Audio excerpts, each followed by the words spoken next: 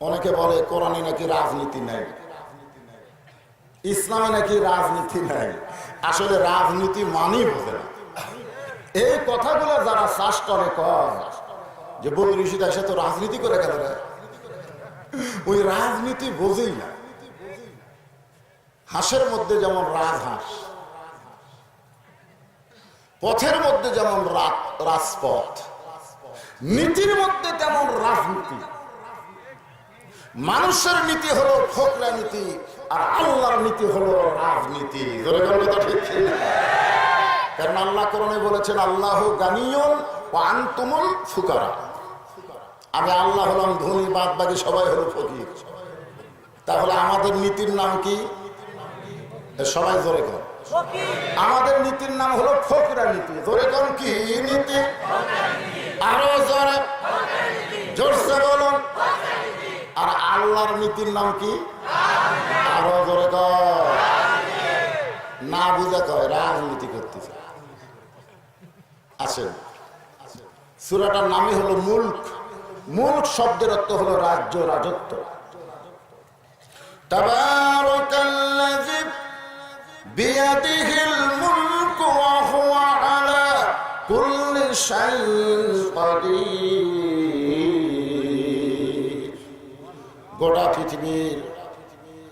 গোটা পৃথিবীর রাজত্ব, কর্তৃত্ব, মালিকানা কার হাতে? আস্তে গঞ্জন। সমস্ত ক্ষমতার মালিক কে? আগে আমাদের বাংলাদেশে বলতো সমস্ত ক্ষমতার উৎস হলো জনগণ। এখন কয় না, জনগণ না, প্রশাসন। কারণ আগে জনগণ ভোট দিত, তখন নেতারা বলতো জনগণের ভোটই তো ক্ষমতা পায়। এখন দেখতেছে জনগণ ছাড়াই কাম হয়ে যায়। আর জনগণের ভোট লাগে না রে, এখন প্রশাসনেরা কাম সেরে দিচ্ছে। তোর এখন কথা ঠিক কি? এখন ক্ষমতার উৎস কে? প্রশাসন।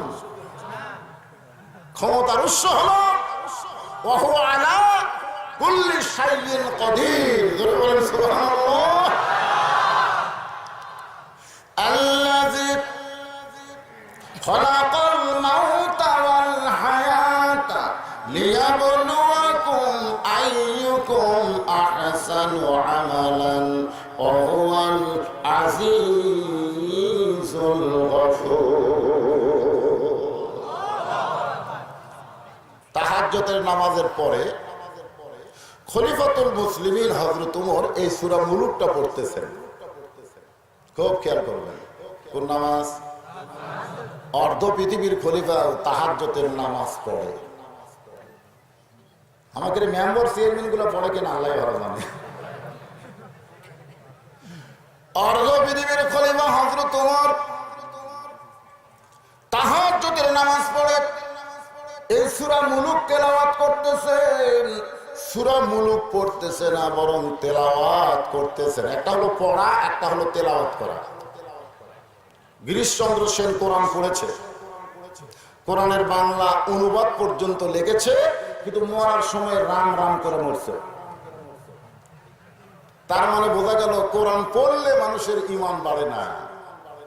ওয়াইযা তুলিয়াত আলাইহিম আয়াতুহু যাদাতুহুম ঈমানা ওয়া আলা রাব্বিহিম ইয়াতাওয়াক্কালুন।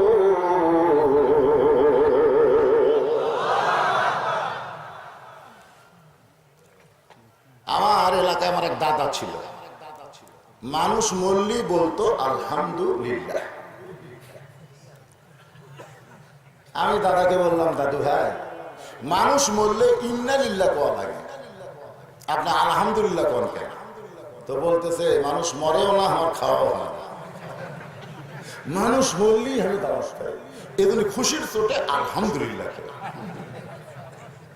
আমি আমার দাদাকে বললাম, মানুষ মরলে আপনি কেন দাওয়াত পান? আমি যে কোরআন পড়ি। ধরে এখন কি পড়ি? এবার কিভাবে পড়েন? বলে গোটা গ্রামে আমরা 10 জন আছি, কেউ মরলি আমরা তার বাড়িতে যাই, যাই 3 পারা করে ভাগ করে নিই। কয় পারা? 3 পারা করে ভাগ করে নিয়ে 30 পারা যখন পড়া হয় তখন আমরা দোয়া করি, আল্লাহ যে মানুষটা মরে গেল যা আমরা পড়লাম সওয়াব তার দিয়ে দেয়। আমি বললাম দাদা এই ধরনের একটা হাদিস আপনি দেখান যে আপনি কোরআন পড়বেন আর মরা মানুষ সওয়াব পাবে, একটা হাদিস আমার দেখান। রাসূল বলেছেন যে কোরআন পড়বে প্রতি অক্ষরে তাকে 10টা করে নেকি দেওয়া হবে। তো আপনি যখনই কোরআন পড়ছেন আপনার তো ফেরেশতারা নেকি লেখা শেষ, পড়াও শেষ, নেকি লেখাও শেষ, তাহলে উমুককে আবার সালাম কিভাবে দিবেন? তখন বলতেছে এই কথা দান খাওয়ারে কোষ না রে, যদি বলিস তাহলে আমাদের ঘুমু ফাঁস হয়ে যাবে। এখান থেকে প্রমাণ হলো কোরআন কারো নামে সালাম দেওয়া যাবে না, কোরআন হলো জীবন্ত মানুষের হেদায়েতের খোরাক। আজকে আমাদের বাংলাদেশে সালাম দেওয়া, সালাম অতিথি বক্তব্য বললো না, ব্যবসায়ী ভাই আমার, এখানে গরিবেরা বুদ্ধি শুদ্ধি কম, চোখ কানা খোঁড়া, এরা মাদ্রাসা পড়ে, এরাই মাদ্রাসা পড়ে, যার কারণে মাদ্রাসার দিকে সরকারের কোনো নজর নাই। মাদ্রাসা পৌঁছিয়ে দেয় অসুবিধা নাই, নজর হলো প্রাইমারির দিকে। একটা হেডমাস্টার কোনোদিন টেনশন করে না যে আমার প্রাইমারি চলবে কেমন, কোনো টেনশন নেই। একদম বাগডম ঘোরাডম সাথে মিথ্যা শিক্ষা দিয়ে মাস গেলে হাজার হাজার টাকা বেতন নিয়ে আসে। আর যালিকাল কিতাবুল লা রাইবা ফীহি হুদাল লিল মুত্তাকিন, এই কোরআনের সত্য শিক্ষা দিয়ে মানুষের কাছ থেকে ছায়া ছায়া দেওয়া লাগে। আজকে এখানে সব হিসাব দেয়নি। গতকাল আমি যেখানে ওয়াজ করলাম সেখানে এ বছরের চামড়া থেকে আদায় হয়েছে মাত্র 400 টাকা। তখন আমি কইলাম কয় চামড়া? 40 টাকা। 40 চামড়া 400। জুতার দাম তো কমে নিলে 500 টাকার জুতা এখন 2500 টাকা। ধরে ঠিক কিনা? তাহলে চামড়ার জুতার দাম কমে না, চামড়ার দাম কমে কেন? যে মুসলিম দেশে 3 দিকে মালনের বাচ্চারা থাকে সেই মুসলিম দেশে কোরআনের জন্য সবচেয়ে বড় ষড়যন্ত্র হয়। শোনেন, বেসরকারি প্রাইমারি সরকারির জন্য ঢাকার যে আন্দোলন করছে, করেনি? 2 জন শিক্ষক মারা গেছে, অনশন করবার মরে গেছে। সরকার বাধ্য হয়ে বেসরকারিকে সরকারি করছে, কিন্তু আমাদের হাফেজ সাহেবরা কোনো আন্দোলন করে না, খালি বাড়ির জায়গায় ধান দেন, টাকা দেন, দেন দেন, এটি দেন দেন না করে খালি বিশ্বস্ত সুবহানাল্লাহ জিকির করা হবে না। এই কোরআনকে প্রতিষ্ঠার জন্য বাংলাদেশ আন্দোলন করার দরকার আছে না? কানা খোড়ারা মাদ্রাসা পড়বে কেন? গরিবের বাচ্চারা মাদ্রাসা পড়বে কেন? ধনীরা মরে গেলে একটা গরিব যদি কোরআন খতম না দেয়, ওরা কোরআন শরীফ শিখতে বাধ্য হবে। সূরা মুলকের 2টা আয়াত ওয়াজ হবে, এই 500 করে ওয়াজ হবে না।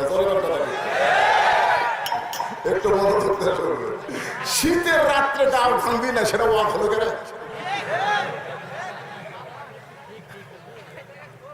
হ্যাঁ, কানের মাফলা গুলো খোলেন তো, কান বান্ধে থলে কথা ঢুকবি কোন দিক থেকে? হ্যাঁ, ঢুকতেছে? আচ্ছা, মাশাআল্লাহ। হযরত ওমর অর্ধ পৃথিবীর খলিফা সূরা মুলুক তেলাওয়াত করতেছে। এই তেলাওয়াত করতে গিয়ে চোখ দিয়ে দর দর করে পানি পড়তেছে। আল্লাহ, গোটা পৃথিবীর রাজত্ব কর্তৃত্ব মালিকানা তোমার হাতে। এইটা মানুষের তৈরি আইন দেওয়া সম্ভব না। গোটা পৃথিবীর মালিক যদি আল্লাহ হয়, এটা আল্লাহর কোরআনের মাধ্যমে জানা সম্ভব। করে ঠিক না? সমস্ত ক্ষমতার মালিক আল্লাহ, এটা মানুষের রাজনীতি দিয়ে কখনো সম্ভব না, এটা আল্লাহর নীতি দিয়ে সম্ভব। ওমর ফারুক দ্বিতীয় আয়াত করতেছেন, আল্লাযী খালাকাল মাউতা ওয়াল হায়াতা। খুব খেয়াল করবেন, আগে আল্লাহ মৃত্যুর কথা বলেছেন, দুনিয়াতে যারা প্রধানমন্ত্রী হয়েছে, মন্ত্রী হয়েছে, এরা যদি খালি মৃত্যুর কথা মনে করে, 30 তারিখের ভোট 29 তারিখে চুরি হবি না, কথা সত্যি না, যদি খালি মরার কথা মনে করে। আল্লাহ কোরআনে বলেছে, ইন্নাল্লাহা ইয়ামুরুকুম আন তুআদ্দুল আমানাতি ইলা আহলিহা ওয়া ইযা হাকামতুম বাইনান নাস আন তাহকুমু বিল আদল। জোরে বলুন সুবহানাল্লাহ। তোমাদেরকে আদেশ করা হয়েছে, তোমাদের কাছে যে নিয়ামত দিয়েছি ভোট দেওয়ার, এইটা তুমি যাকে তাকে এই আমানতটা দিও না, দেখে শুনে দাও। তো আমরা দিবার যাই দিকে আগেই দেওয়া হয়ে গেছে।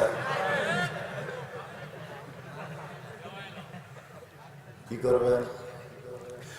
হযরত ওমর ফারুক এই দ্বিতীয় আয়াত যখন পড়তেছেন, আল্লাযী পড়েন না কেন, আল্লাযী খলাকাল মাউতা ওয়াল হায়াতা লিয়াবলুয়াকুম আইয়ুকুম আহসানু আমালান ওয়া হুয়াল আজিজুল গফুর। আসতেছি আয়াতে, তার আগে যে মা বোনেরা, ওরকে আমার ধৈর্য কম। আমার আগে যে বক্তা ওয়াজ করছে, মা বোনদের নামই লেগে, এরা যে এত রাত পর্যন্ত বসে আছে, ঠিক না? ওদের জন্য কিছু ওয়াজ করা দরকার। কারণ আমার এক ভাই এখানে মাইকে একটা মারাত্মক অ্যাঙ্গেলে ডোজ মারছে।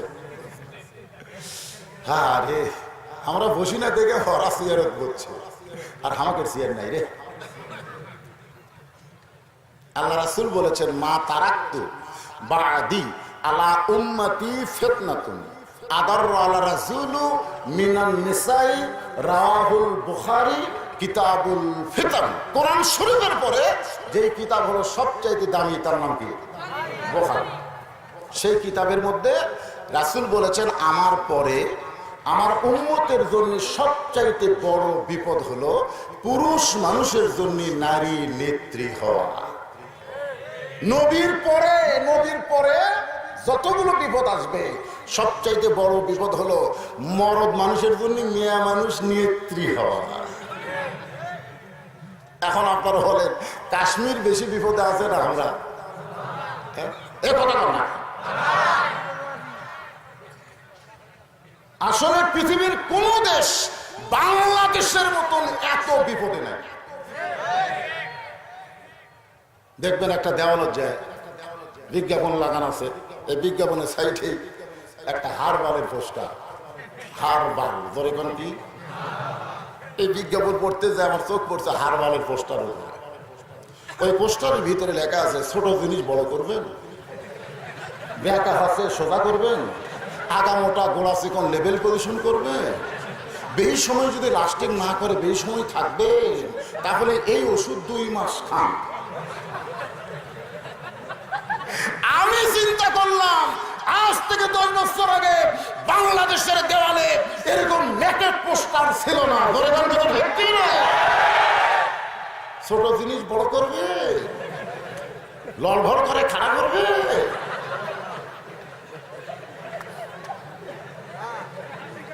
25 বছরের একটা ছেলেকে বিয়ের কথা বললে তার সাহস পাই না। কি হবে তো? আজকে যুবকের যৌবন শক্তি নষ্ট হওয়ার পিছনে 1 নম্বর কারণ হলো বেপরদা নারী। সারাদিন এই বেপরদা গুলো দেখে, রাত্রে দরজা জানলা বন্ধ করে ল্যাপ গাওয়ার দেওয়া সহ দিনের বেলা তারপর দেখছে, ওর মধ্যে কেউ না কেউ আর ল্যাপের মধ্যে স্বপ্নে ঢোকে। ওই এখন বাস্তব মনে করে কাম করে, সকালে উঠে দেখে সব মাসে শেষ। তো বিয়ের আগে যদি এত মাখামাখি হয়, ওর তো দিনের ছোট হবেই রে।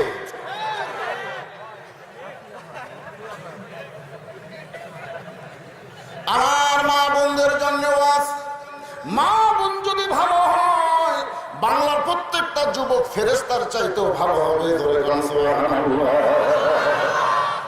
আমার যুবকের কোনো দোষ নাই। আল্লাহ আইন করেছে, অকরনা ফি বুয়ুতিকুন্না ওয়ালা তাবাররুজনা তাবাররুজাল জাহিলিয়াতিল উলা। নবী আমার ঘরের মধ্যে বসা। এমন সময় নবীর মেয়ে ফাতেমা ঘরের মধ্যে ঢুকছে। নবী আমার মুচকি মুচকি হাসতেছে। মেয়ে যখন ঘরের মধ্যে ঢোকে, বাবা যদি মুচকি মুচকি হাসে, আপনারা বলেন তো মেয়েদের শরম বেশি না কম? কত জায়গায় মেয়েদের শরম খুবই বেশি, বিশেষ করে বাপের কাছে মেয়ে খুব শরম পায়। কারণ আল্লাহ আমার কোনো ছেলে দেয়নি, 3টা মেয়ে দিছে। তো আমার মেয়ে দুটার বিয়ে হয়ে গেছে। ওরা যখন লেখাপড়া করতো তখন আমার ঘরে কোনোদিন এক মেয়ে একলা ঢোকেনি, 2 জনই ঢোকে। ঢুকে একজন কপাল টিপে, একজন পায়ের লোক টানে। আমি বুঝতে পেরে বললাম, মা তোমাদের কিছু দরকার, তখন সেটা যদি আপনি বোঝেন। আমি 2 জনকে 200 দিয়ে দিলাম। আমি বললাম, মা আর লাগবে, সেটা আপনার বিবেচনা। আমি আবার 2 জনকে 200 টাকা দিলাম। আমি বললাম, মা খবর কি, যদি আপনি দেন। আমি আবার 2 জনকে 200 দিলাম। ওরা মুচকি হাসি দিয়ে ঘর থেকে বের হয়ে গেল। আমার এক ভাই আছে, ওর আবার ছেলে আছে। ওকে আমি জিজ্ঞাসা করলাম যে তোমার তো আল্লাহ ছেলে দিয়েছে, আমার দেয়নি, টাকা লাগলে কিভাবে চায়? তখন আমার ভাই বলতেছে, শালার লাগবে 104,000। তখন আমি বুঝলাম, আল্লাহ আল্লাহ, মেয়ে হওয়া মানে আল্লাহর নিয়ামত পাওয়া।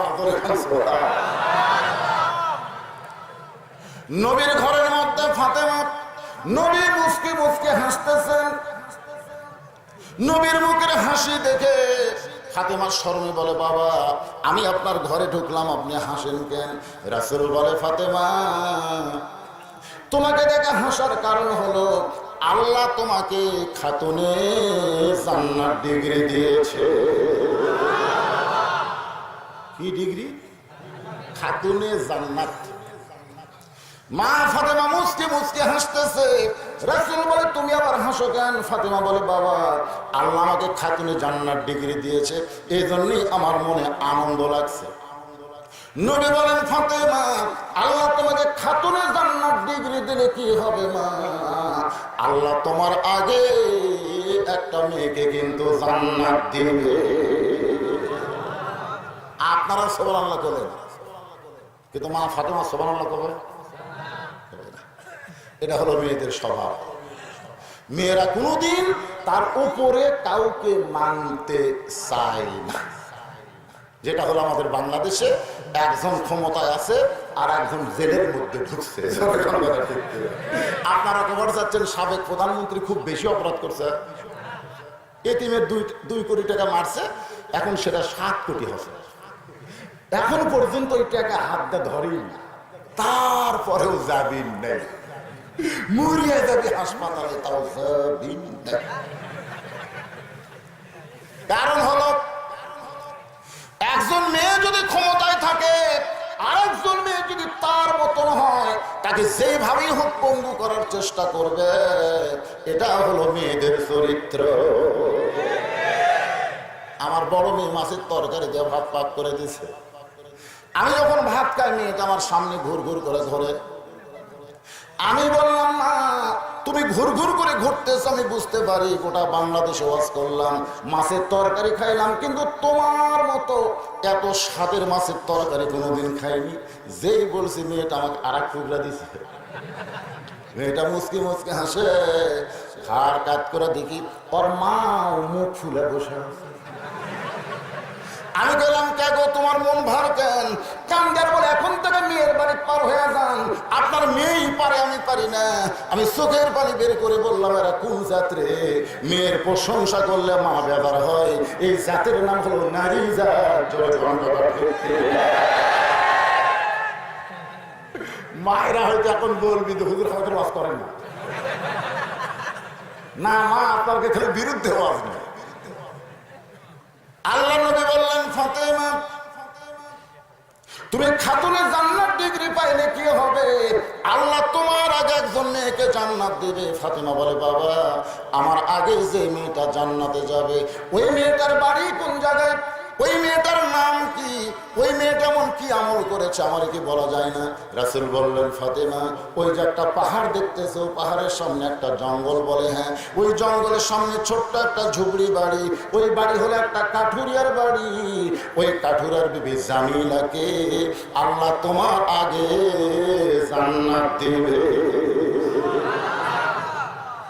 মা ফাতেমা বলে, বাবা কোন আমলের কারণে একটা কাঠুরের বিবি জামিল আমার আগে জান্নাতে যাবে?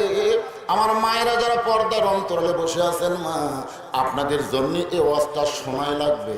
কোন আমলের কারণে খাতুনে জান্নাত ফাতেমার আগে কাঠুরের বউ জামিলা জান্নাতে যাবে? পুরুষ মানুষের জন্য না হোক, নারীদের জন্য শোনার দরকার আছে না? এই 4 লাইন ওয়াজ করে ওরকম একটু, কারণ তাফসীর করা লাগবে, বুঝলেন না? ওরা একটু সাইজ করে তুলে থাক, বস থাক। এখন আসে, লিয়াবলুয়াকুম আইয়ুকুম আহসানু আমালান ওয়া হুয়াল আজিজুল গফুর। সূরা মুলকের 2 নম্বর আয়াতের আলোচনা হচ্ছে, একটু মনোযোগ দেন। আল্লাহ প্রথমে বলেছেন আল্লাযী খালাকাল মাউতা, মাউতা 4 তলা 5 তলা বিল্ডিং 6 কোটি টাকা খরচ করে বানাইছে। এখন 4 তলার উপরে যায় 2 লাখ টাকার খাট, 12,000 টাকার কম্বল, দাওয়াত দিয়ে বলতেছে আমার নামাইকে, আমার বাড়ি আমার ঘর, কোটি টাকা খরচ করে বানাইছি মজবুত, আমার নামাইকে। এই বলে ল্যাপ চোখে মুখে দিয়ে শুইছে রাত 9টার সময়। যেরকম কয়টার সময়? রাত যখন 4টা বাজে 48 সেকেন্ডের একটা ভূমিকম্প। কয় সেকেন্ডের? 48 সেকেন্ডের একটা ভূমিকম্প। কেন বিল্ডিং ওই কিন্তু 9টার সময় কয়েছে আমার নামাইকে, 4টার সময় এত জোরে নামছে ভাই, কম্বলের মধ্যে যে লুঙ্গি আছে ওটা পিন্দার কোথাও খেয়ে একটু ন্যাংটা হয়ে নামছে। তোর কি হয়ে নামছে? আজকে ক্ষমতার চেয়ার ভাই উনাকে বলতে যে আমার নামাইকে বিয়াদিহীন মূল খুব খেয়াল করে শুনবে, আমার নামাইকে খালি এমন ভাবে নামবে লুঙ্গি পরার কথা খেয়াল থাকবে না। এই জন্য আপনারা সকলে বলেন তুইজ্জু মান তাশা, পড়েন তুইজ্জু মান তাশা ওয়া তুযিল্লু মান তাশা বিয়াদিকাল খায়র ইন্নাকা আলা কুল্লি শাইইন কাদির। সুন্দর আমল। ওমর ফারুক বলে আল্লাহ রেড দিয়া, কোবরা দিয়া, পুলিশ দিয়া, চৌকিদার দিয়া, নেতা করক দিয়া কোনোদিন সুন্দর আমল হবে না। মানুষের তৈরি করা আইন দিয়া কোনোদিন সুন্দর আমল হবে না। এই সুন্দর আমল তৈরি করতে গেলে একমাত্র তোমার আইনের কোনো বিকল্প নাই। আল্লাহ, আমি ওমর যেদিন ক্ষমতার চেয়ারে বসেছি, আমি কিন্তু ক্ষমতার চেয়ারে বসি নাই, তুমি আল্লাহকে আমি বসাইছি। যখন কোরআন দিয়ে রাষ্ট্র চলে তখন কোনো মানুষ ক্ষমতায় বসে না, ক্ষমতায় থাকে কে? আরো জোরে গান। ওমর ফারুক বলে আল্লাহ, আমি নিজের চোখে একটু সুন্দর আমল দেখতে চাই।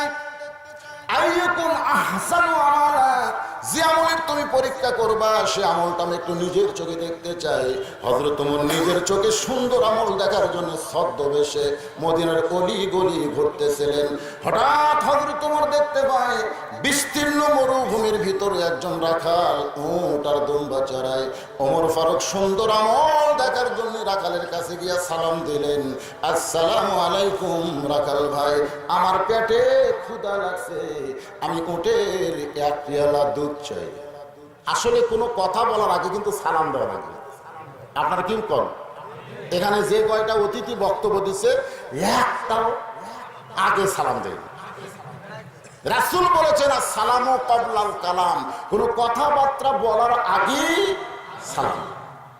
এনারা কিন্তু সভাপতি সাহেব, প্রধান অতিথি সাহেব, অমুক সাহেব, অমুক সাহেব, সবাইকে লক্ষ্য করে আমার সালাম। আগে যত কথা কইছো পরে সালাম দিয়ে নবীর হাদিসের বরখেলাপ হয়ে গেছে। এ কথা কর না, নবীর হাদিসের বরখেলাপ করলে সওয়াব না পাপ, সওয়াব না পাপ। আগে সালাম দিয়ে তারপরে যত কথা আছে পরে। কেউ যদি আমাকে বলে হুজুর আসসালামু আলাইকুম, হবি না, হবি না, কারণ আগে হুজুর করছে। কেউ যদি বলে চেয়ারম্যান সাহেব আসসালামু আলাইকুম, হবে না। কেউ যদি বলে ইয়া নবী সালাম আলাইকা, তাহলেও হবে না, কারণ আগে ইয়া নবী কইয়া পরে সালাম দিছে। আগে বলা লাগবে আসসালামু আলাইকা ইয়া আইয়ুহান নবিয়্যু। আত্তাহিয়াতুর মধ্যে যেটা আল্লাহ আমাদের শিক্ষা দিয়েছে, জোরে বল কথা ঠিক কি না? আগে কি আরো জোরে এর কথা কন না কেন? আপনারা ইয়ে নবীর পার্টি আছেন নাকি? নবীর হাদিস দিয়ে নবীর সাথে গাদ্দারি করে। নবী বলেছেন আসসালামু ক্বাবলাল কালাম, কথাবার্তা বলার আগে সালাম দেওয়া লাগবে। জোরে বল কথা ঠিক কি? ওমর ফারুক সালাম দিলেন, আসসালামু আলাইকুম। রাকাল ভাই উঠের এক পেয়ালা দুধ চাই, আমার পেটে ক্ষুধা লাগছে, একটু ক্ষুধা নিবারণ করব। রাকাল মুস্কি মুস্কি হাসতেছে। ওমর ফারুক বলে, রাকাল হাসো কেন? বলে, হাসার কারণ হলো তুমি যে আমার সালাম দিলে, উটের এক পেয়া দুধ চাইলে, আমি তোমার সালামের উত্তরও দিব না, উটের দুধও দিব না, আগে তোমার পরিচয় আমার জানতে হবে। আগে জানতে হবে কি? আপনাদের পরিচয় কি? এমপি। এই দেখেন এখানে মাইকে কি বললো, সাবেক চেয়ারম্যান, সাবেক চেয়ারম্যান, সাবেক এমপি, বর্তমান এমপি, বর্তমান চেয়ারম্যান, একটাও পরিচয় না, সব হলো ভেজাল। ধরে এলা পরিচয়। পরিচয় কি? পরিচয় হলো মিল্লাত আবিকুম ইব্রাহিম ওয়া সাম্মাকুমুল মুসলিমিন। আমাদের জাতির পিতা নাম কি? আরো জোরে। কেউ যদি বলে আমাকে দুই বাপ জন্ম দিছে, তাহলে বুঝবেন ওর জন্মে ভেজাল আছে। কেউ যদি বলে আমার জাতির পিতা দুইটা, তাহলে বুঝবেন ওর জাতির মধ্যেও ভেজাল আছে। প্রকৃত মুসলমান যারা হবে তারা যাকে তাকে জাতির পিতা বলবে না, তাদের জাতির পিতা আল্লাহ কোরআন দিয়ে নির্ধারণ করেছে। আমি কি আমার কথা বললাম না আল্লাহর কথা বললাম? তাহলে জবান করে সকলে যারা পারেন তারা পড়েন, মিল্লাত আবিকুম ইব্রাহিম ওয়া সাম্মাকুমুল মুসলিমিন। ওমর ফারুক বলে, রাকাল ভাই আমার পরিচয় যখন জানবার চাইছো, আমার পরিচয় হইল মুসলমান। রাকাল বলতেছে আসল না নকল? ওমর ফারুক সোম করে বলতেছে মুসলমান তো মুসলমানই, এখানে আমার আসল নকল কি? রাখাল বলতেছে আসল মুসলমান যারা হবে তারা সাওয়ার ব্যাপারে সতর্ক থাকবে, দরকার হলে ফাঁসির মঞ্চে আসল মুসলমান যাবে, কিন্তু রাষ্ট্রপতির কাছে বাঁচার দরখাস্ত লেগে কথা কর না কেন? কোন জায়গায় কোন কথা বল না কেন? নামাজের মধ্যে আপনি বলেন ইয়্যাকা না'বুদু ওয়া ইয়্যাকা নাস্তাইন, আর দুধ চাওয়ার সময় রাখালের কাছে চান। আপনি মুসলমান আসল না ভেজাল? আসল। ওমর ফারুককে রাখাল বলতেছে মুসলমান তো পরিচয় দিলেন, আসল না নকল? আসল মুসলমান যারা হবে তারা চাওয়ার ব্যাপারে সতর্ক থাকবে, তারা কোনোদিন বলবে না আমার দয়াল বাবার দরবারেতে কেউ ফিরে না খালি হাতে। এরকম ভেজাল আমাদের বাংলাদেশে আছে না? দেখছেন কি বলতেছে আমার দয়াল বাবা? তুই যাইরা হল রে, যাকে তাকে বাবা বানা তোর এত বাবা লাগে, এত বাবা লাগে। এখানে সুন্দর করে আপনারা বলেন আমার সঙ্গে, সুন্দর করে বলবেন, তাহলে আপনি সওয়াব পাবেন। আমার সঙ্গে বলেন আমার দয়ার আল্লাহর দরবারেতে কেউ ফিরে না খালি হাতে। আল্লাহ আল্লাহ আল্লাহ। ঠিক ঠিক আছে না? কিন্তু এই ভেজাল গুলো কি ঢুকেছে? দয়াল বাবা, যেটি যেটি আল্লাহ ঢুকান লাগবে সেটি বাবা ঢুকেছে। আমরা কোনো বাবা ঢুকাতে পারি? আমাদের আছে কে? আরো জোরে বলেন।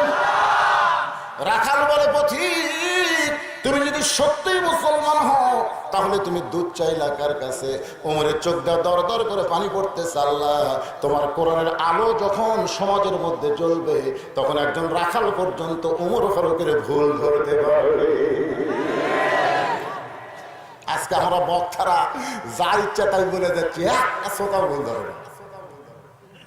এক বক্তা ওয়াজ করছে, এক মেয়ে মানুষের কয়েকটা বাচ্চা হয়তো সব কন্যা সন্তান, এবার আর একটা পেটে থাকছে।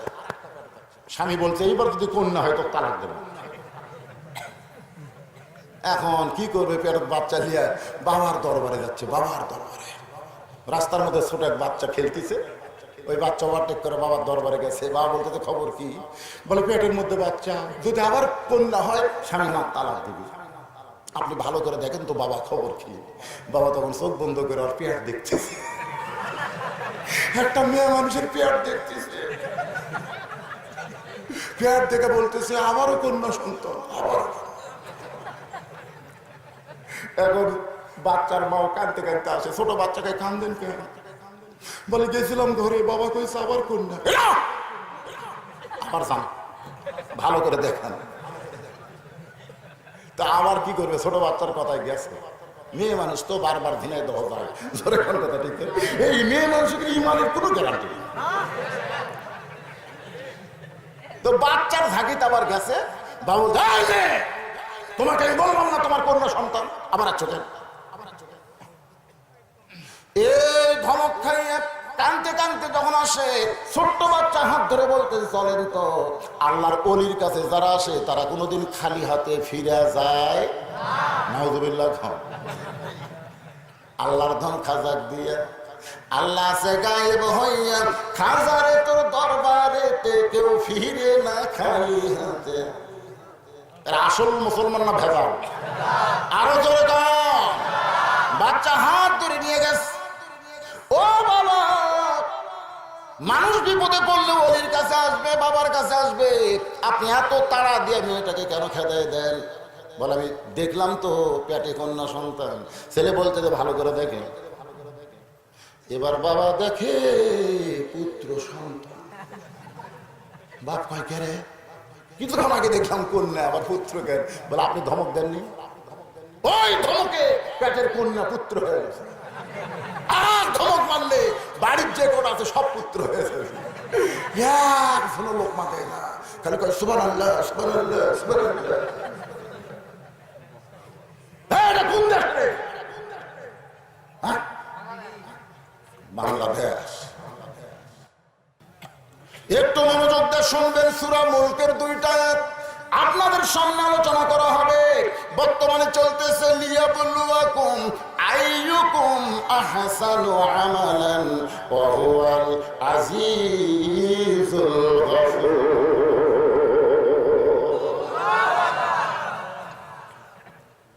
ওমর ফারুকের চোখটা দরদর করে পানি পড়তেছে। ওমর ফারুক বললেন দেখার ভাই, আসলে চাওয়ার ব্যাপার আমি ভুল করেছি, যাত্রার কাছে চাওয়া যাবে। উকিল বলেছে আপনি খালি দরখাস্ত লেখেন রাষ্ট্রপতির কাছে, রাষ্ট্রপতি দয়া করলে আপনার ফাঁসির দণ্ড মওকুফ হয়ে যাবে, আপনার ফাঁসির দণ্ড মওকুফ হয়ে যাবে, খালি দরখাস্ত লেখেন। আসামি হাসতেছে, উকিল কয় হাসেন খেয়ে। আসামি বলতেছে 3টা রাষ্ট্রপতি তো আমার সামনে মরল ক্ষমতা থাকা অবস্থায়। একটা হলো বঙ্গবন্ধু শেখ মুজিবুর রহমান, একটা হলো জিয়াউর রহমান, একটা হলো জিল্লুর রহমান। এরা প্রেসিডেন্ট থাকা অবস্থায় যদি মরে যায়, এদের কাছে বাঁচার দরখাস্ত কোনো ইমানদার লিখতে পারে না। আমরা দরখাস্ত তার কাছে লিখবো যিনি কোনোদিন মরবে না। তিনি কে? আরো জোরে কুল্লু মান পড়েন সূরা রহমান। কুল্লু মান আলাইহা ফান ওয়া ইয়াবকা ওয়াজহু রাব্বিকা যুল জালালি ওয়াল ইকরাম। ওমর ফারুক বলে রাখাল ভাই, চাওয়ার ব্যাপারে আমি ভুল করেছি। রাখাল বলতে ভুলটা যখন স্বীকার করছো তাহলে তওবা করো, কারণ আদম ভুল স্বীকার করেছে, আল্লাহ তওবা করার সুযোগ দিয়েছে, কিন্তু ইবলিস ভুল স্বীকার করেনি, যার কারণে শয়তান হয়ে গেছে। জোরে কোন কথা ঠিক কি না? আপনারা বলেন তো ভুল স্বীকার করার কারণে তওবা করার সুযোগ আছে না নাই? আদমকে যখন আল্লাহ বললো গন্ধম ফল খেয়ে রাখেন, আদম কয় আল্লাহ আমি ভুল করছি, আল্লাহ কয় মাফ করবো। সুবহানাল্লাহ। ইবলিসকে যখন বললো আদমকে সেজদা করলি না কেন, তখন বলতেছেন আগুনের তৈরি, আদম মাটির তৈরি, ভুল স্বীকার করে নাই, এই জন্য শয়তান হয়ে গেছে। ভুল যারা স্বীকার করবে আল্লাহ তাদের তওবা করার সুযোগ দিয়ে দিবে। আমরা যারা ঈশার নামাজ পড়িনি আমরা মারাত্মক ভুল করছি, ঠিক কেন? যারা পড়েন নাই, তাহলে আমাদের বাঁচার জন্য তওবা করার দরকার আছে না নেই? ওমর ফারুক বলে আমি তাহলে তওবা করি। রাখাল বলতেছে আপনি মূর্খ মানুষ, আপনি তওবা কেমনে করবেন? ওমর ফারুক বলে রাখাল আমার মধ্যে মূর্খামির কি দেখলে? রাখাল বলতেছে চাওয়ার ব্যাপারে যারা সতর্ক থাকবে না এরা হলো সব চাইতে গণ্ড মূর্খ। ডক্টর কামাল হোসেনের নেতৃত্বে ঐক্যজোট ভোটের ব্যানার আসলো না? আপনারা ফেভার দেখছেন, যেদিন ভোটের প্রচার করবে সেই দিন তারা সিলেটের শাহজালালের মাজারে গেল। মাজারে যায় ডক্টর কামাল, শিক্ষিত মানুষ, মাজারে যায় বলতেছে বাবা বাবা আমরা ভোটের ডামাছি পাবো। আল্লাহ আমার বাদ দে, বাবার কাছে ফেল মারবি। যদি ফজরের নামাজ পড়ার পরে বলতো বাবু নামাজ পড়ে তোমার কাছে কাঁদতেছি, নির্বাচনে পা দিলাম, তুমি আমাদের বিজয় দিয়ে দিও, এটা হলো শিক্ষিত মানুষের চাওয়া আল্লাহর কাছে। আর মূর্খর চাওয়া হলো আল্লাহ বাদ দিয়ে অন্য কারোর কাছে। রাখাল বলতেছে তুমি মূর্খ। কাকে বলতেছে? উমরকে বলতেছে তুমি কেমনে তওবা করবে, বরং আমি তওবা করাই, তুমি আমার সঙ্গে তওবা পড়ো। ওমর ফারুক বললেন রাখাল ভাই আমার কোনো আপত্তি নাই। এবার রাখাল হযরত উমরকে তওবা পড়াচ্ছেন। আপনারা যারা এশার নামাজ পড়েননি, মাগরিবের নামাজ পড়েননি, ফজর থেকে আমরা নামাজ ধরবো, তাহলে তওবা করার দরকার আছে। তাহলে সকলে পড়েন আস্তাগফিরুল্লাহ রব্বি মিন কুল্লি জামবিন ওয়া তুবু ইলাইহি। লা হাওলা পড়েন, লা হাওলা ওয়ালা কুওয়াতা ইল্লা বিল্লাহিল আলিয়্যিল আযীম। ওমর ফারুক তওবা করার পরে বলতেছে ও রাখাল ভাই আল্লাহর রাস্তে উটের এক পেয়ালা দুধ দাও, যেই দুধটা পান করে আমি ক্ষুধা তৃষ্ণা নিবারণ করতে চাই। রাখাল মুস্কি মুস্কি হাসে। ওমর ফারুক বলে আবার হাসো কেন? বলে হাসার কারণ হলো তওবা করার পরে তুমি আবার মুনাফিকি করলে। যেই কইছে মুনাফিক, ওমর ফারুকের চেহারা রক্তের মতো লাল হয়ে গেছে। কারণ মুনাফিক হলো জাহান্নামের সবচাইতে তলে থাকবে। কথা ঠিক কি না? কাফেরেরা বমি করবে, পেশাব করবে, ওটা মুনাফিকরা তলে থাকা খেলে চারটে চারটে। সাহাবা বললেন ইয়া রাসূলুল্লাহ এই মুনাফিক কোন দলের মধ্যে থেকে বের হবে? রাসূল বললেন ইহুদির মধ্যে কোনো মুনাফিক নাই, খ্রিস্টানদের মধ্যে কোনো মুনাফিক নাই, হিন্দুদের মধ্যে কোনো মুনাফিক নাই, কাফেরদের মধ্যে কোনো মুনাফিক নাই। মুনাফিকের আবাদ হবে মুসলমানের ভিতরে। তাহলে আমাদের মধ্যে মুনাফিক আছে না নাই? ওমর ফারুক রক্তের মতন চেহারা বলে রাখাল মুখে যা আসে তা বলতেছে কেন? রাখাল বলতেছে এত রাগ করেন কেন? আপনার মুখের সাথে মনের মিল নাই। লিমা তাকুলু মা লা তাফআলুন, আপনি যা বলতেছেন তা আপনার মনে নাই। আপনি যখন আমাকে রাখাল বলেছেন তখন আপনার মন বলতেছে আমি উটের মালিক না। আর মালিক বাদ দেখে উঠিতে রাখালের কাছে চায়, আল্লাহর হস্তে চাইলেও রাখাল দিবার পারবে। আমি কিন্তু একটা রাখাল, আমি পাবনা বাইকলা টেস্ট থেকে কেমন নামছি, ইতিমধ্যে এক লোক দৌড়ে এসে আমার হাতে কসকসা চকচকে 100 টাকা দিছে, দিয়ে কয় হুজুর দোয়া করেন। আমি বললাম কেন ভাই কিসের দোয়া? কয় হুজুর আমার বইয়ের পেটে বাচ্চা আইছে, আরো আমার পুত্র দিন। আর পকেট থেকে 200 বের করে দিয়ে দিন। হুজুর আমি তো টাকা চাইনি, আমি দোয়া চাইছি। আমি বললাম পাগলা তুই কানটা আমার মুখের কাছে দে। যে কানটা মুখের কাছে দিচ্ছে আমি ওর কানে কানে বললাম তুইও যা হামতে। আমাকে বলে হুজুর আপনি বক্তা আমি শ্রোতা, আপনার সঙ্গে আমার তুলনা কেমনে হয়? আমি বললাম তুই জানিস না আমি পরপর 3টা মেয়ের বাপ। আমার দোয়া দিয়ে যদি পুত্র সন্তান হয়তো, আমার বইয়ের পেটে যতবার বাচ্চা হয়েছে প্রত্যেকবার দোয়া করছে আল্লাহ একটা পুত্র দেও। আমার দোয়া দিয়া আমার বইয়েরটাই যখন বেটা হয়নি তখন তোর বইয়েরটা হবে। বলে হুজুর তাহলে কোন হুজুরের কাছে যাবো? যার পুত্র সন্তান আছে, আমি কইলাম কোন হুজুরের কাছে না, কোন পীরের কাছে না, কোন বাবার কাছে না, কোন মাজারে মুসলমান যাবে না। মুসলমান যদি পাইতে চায় কেবলমাত্র একজনের কাছে যাবে, তিনি হলেন আমাদেরকে। আরো করে বলেন তিনি কে?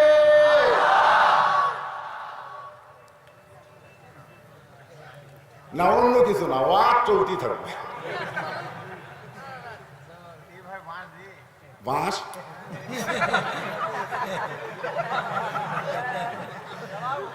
আচ্ছা, বাঁশ হচ্ছে আল্লাহর বান্দার একটু মনোযোগ দেন। আপনার তো বসে থাকে শুনে পিছন থেকে টাকা থাকেন, অন্ধকার হয়ে গেছে, কিভাবে ওরা খারাপ হয়ে আছে। আল্লাহ তোমার কোরআনের আকর্ষণের দাঁড়ায় যারা শুনতেছে, জায়গা পায় নাই, তাদেরকে তুমি জান্নাতের মালিক বানায় দাও। ধরে ধরে আপনারা জানাবার দাঁড়ান না, বসেন। আপনাদের জন্য দোয়া হবে, যারা বসবে তাদের জন্য আলাদা দোয়া আছে, যেরকম আছে না, সব দোয়াই করা হবে। একটু মনোযোগ দিয়ে শোনেন। রাখাল বলে পথিক, এখান থেকে মালিকের বাড়ি হলো 10 মাইল দূরে। তুমি মালিকের বাড়ির দরজা দিয়ে বলো, মালিক তোমার রাখাল উট আর দুম্বা চড়াই।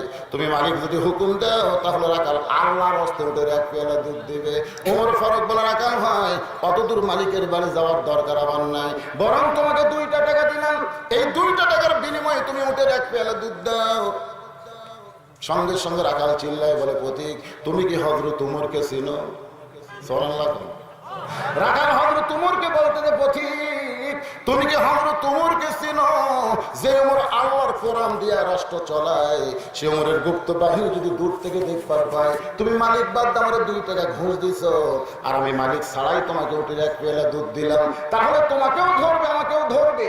এই বয়সে তুমি ধরা পড়বার চাও? ওমর ফারুক বলে, রাখাল ভাই তাহলে চলো পাহাড়ের গুহার মধ্যে যাই, ওই গুহার মধ্যে গিয়ে তোমাকে গোপনে 2টা টাকা দিব, তুমি গোপনে ওটের 1 পেয়ালা দুধ দেবে, তাহলে তোমাকেও ধরতে পারবে না, আমাকেও ধরতে পারবে না। রাখাল চিল্লায় বলে, তুমি ভণ্ড, তুমি ভণ্ড, তুমি ভণ্ড। ওমর ফারুক বলে, রাখাল ভণ্ডামির কি দেখলা?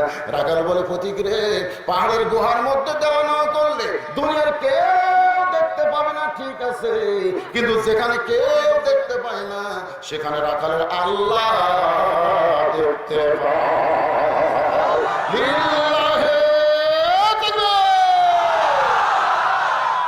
ওমর ফারুক বলতেছেন, আইয়ুকুম আহসানু আমালা, এর চাইতে সুন্দর আমল কি নেই? যেখানে কেউ দেখতে পায় না আল্লাহ দেখতে পায়। খালি এই বিশ্বাসটা বাংলার মুসলমানের ভিতরে থাকলে আমরা অন্যায় কাজ করতে পারতাম না। কিন্তু আমরা তো খালি চারিদিকে আগে দেখি। আমিও যখন ওয়াজ করবে আসি তখন আমার মনে কর, চারিদিকে দেখ, পুলিশ যদি থাকে, র্যাব যদি থাকে, বর্তমান সরকারের বড় কোনো নেতা যদি মঞ্চে থাকে, তাহলে তেল চালা ওয়াজ কর, ধরবার যার না পারে, মন কালি কই ধরবার যার না পারে। আমার ইমান বলতেছে, পুলিশ ধরার চিন্তা করে, র্যাব ধরার চিন্তা করে কোন বক্তা ওয়াজ করলে জাহান্নামে যাইতে হবে, বক্তা চিন্তা করতে হবে আজরাইল ধরা। মুসলমান পুলিশ ধরার টেনশন করব না, আমরা চিন্তা করব আজরাইল ধরার আগে কি করা লাগবে। লিয়াবলুয়াকুম আইয়ুকুম আহসানু আমালা। একটু মনোযোগ দিয়ে শুনবেন। ওমর ফারুক এক দৌড়ে পাহাড়ের পাদদেশে গিয়া যায় নামাজ বিছে 2 রাকাত নামাজ পড়ে বলতেছে, আল্লাহ তোমার কোরআন এত সুন্দর, তোমার কোরআনের আইন যখন সমাজে চালু হবে তখন মানুষের দ্বারা সুন্দর আমল প্রকাশ পাবে। রাখাল পিছনে এসে বলতেছে, যতই কান্দে, তুমি যতই কান্দো, তোমাকে উটের দুধ দিবার পারলাম না। ওমর ফারুক বলে, রাখাল ভাই উটের দুধের কোনো দরকার নাই, তুমি যে না দেখা আল্লাহকে কলিজার মধ্যে জায়গা দিয়ে কেউ না দেখলো আল্লাহ দেখতেছে, এর বিনিময়ে তোমার চাহিদা কি? তোমার দুনিয়াতে তো কোনো কিছু নেই, তোমার একটা উট চড়ান দুম্বা চড়ান চাকরি, রোদ পুড়ে পুড়ে কালো হয়ে গেল, থাকার কোনো বাসা নেই, খাওয়ার কোনো ভালো কিছু নেই, এরপরেও তুমি আল্লাহর কোরআনের দল করতেছো, কোরআনের আইন মানতেছো, এর বিনিময়ে তোমার চাহিদা কি? একটা চোর ডাকা তো পুলিশ খোঁজে না, যারা ইসলামী দল করে তাদের বাড়ি বাড়ি পুলিশ খোঁজে। সকালবেলা বাপ ছেলের হাত ধরে বলতে শোন শোন রে, এই গ্রামের লোক নাই আছে তো তোর জন্য আমার বাড়ির পুলিশ আছে, তুই গুন্ডাল করিস রে,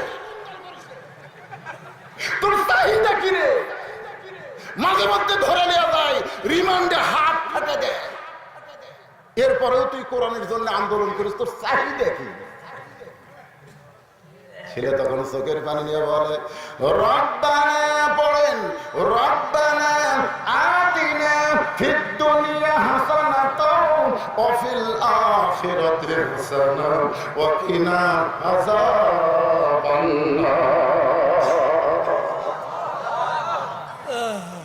ওমর ফারুক বলে রাখাল, রোদে পুড়ে পুড়ে এই রাখালের চাকরি করে আল্লাহর কোরআন অনুযায়ী আমল করতেছো, কেউ না দেখলো আল্লাহ দেখবে, এই বিশ্বাস কলিজার মধ্যে নিছো, এর বিনিময়ে তোমার চাহিদা কি?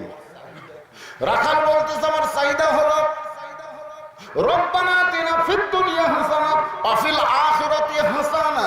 ওমর ফারুক বললেন কোরআনের আয়াত বাদ দিয়ে তুমি আমাকে সহজভাবে বুঝিয়ে দাও। রাখাল বলে পথিক আমার চাহিদা হলো দুইটা, কারণ গরিব মানুষের আল্লাহর কর্মীদের চাহিদা বেশি থাকে, আমার চাহিদা মাত্র দুইটা। এক নম্বর চাহিদা হলো হযরত উমরকে আমি এক নজর দেখতেছি, যে ওমর আল্লাহর কোরআন দিয়ে রাষ্ট্র চালায়, যে কোরআনের কারণে আমি না দেখা আল্লাহকে কলিজার মধ্যে জায়গা দিবার পারছি, সেই নেতা হযরত উমরকে খেলে একটা বার, শুধু একটা বার দেখতে পারলে আমার দুনিয়ার চাহিদা আল্লাহ পুরা করত।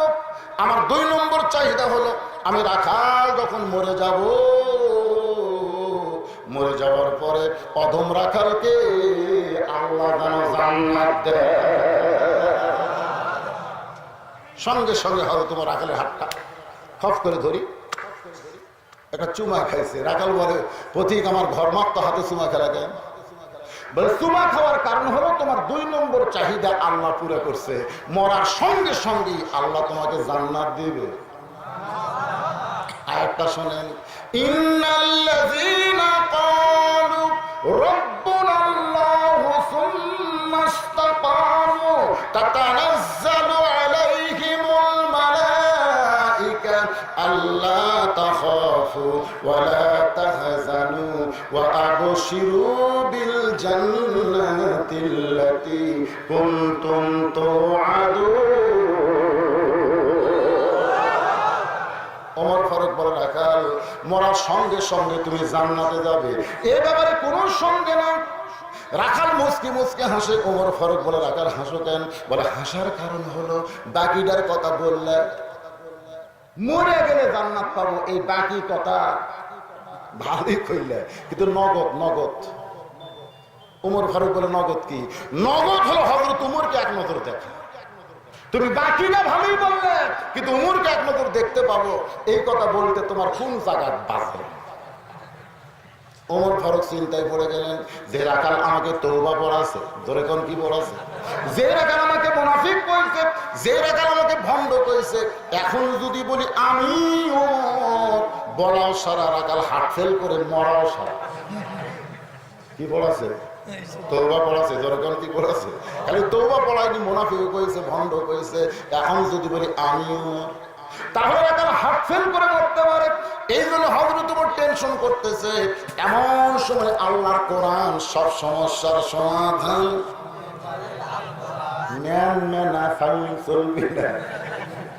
দেখেন কোরআন কিভাবে মানুষকে সহযোগিতা করে।